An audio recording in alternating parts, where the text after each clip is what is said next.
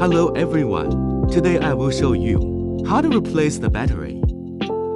Use a screwdriver to unscrew the screws or gently pry open the buckle to open the battery box.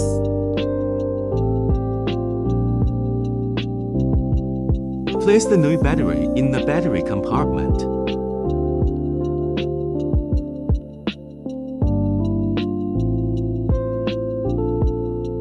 Align with the battery connector.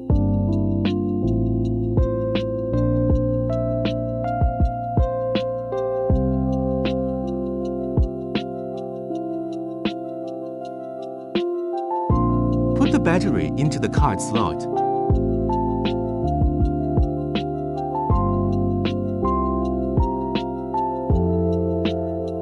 Align the housing to the correct position.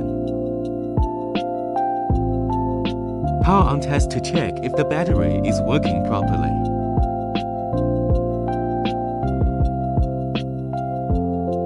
Thanks for watching. See you next time.